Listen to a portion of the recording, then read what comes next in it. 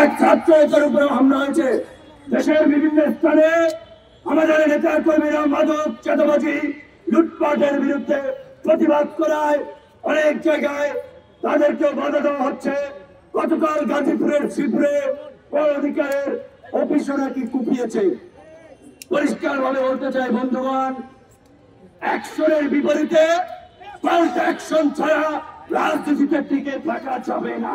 বিপ্লবোত্তর পরিস্থিতিতে নানান ধরনের অরাজক পরিস্থিতি তৈরি করতে দেশি বিদেশি এজেন্টরা কাজ করছে।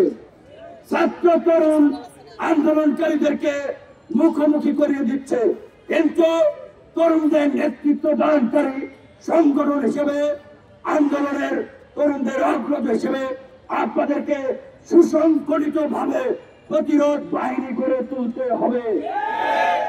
অ্যাকশন হবে, সাথে সাথেই পাল্টা অ্যাকশন। আমি ক্ষুব্ধ হয়েছি, গতকাল করে হামলা করার পরে এই শহীদ মিনার থেকে পার পেল কিভাবে? আপনাদের উচিত ছিল পিটাইয়া নিয়ে থানায় দেওয়া। যাই হোক, আপনারা করেন নাই, ম্যাচুরিটির পরিচয় দিয়েছেন, বক্তব্য খুব অ্যাগ্রেসিভ হয়ে যাচ্ছে, কিচ্ছু করার নাই। ভদ্রতাকে এইখানে অনেকে দুর্বলতা ভাবে, কাজেই বেশি ভদ্র হওয়ার দরকার নাই।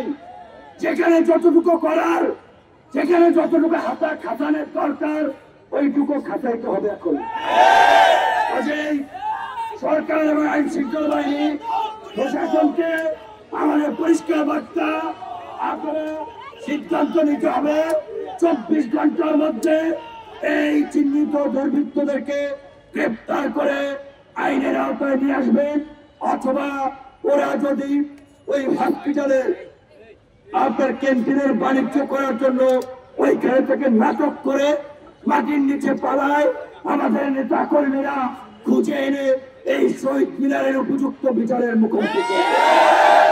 ধন্যবাদ সবাইকে। আমাদের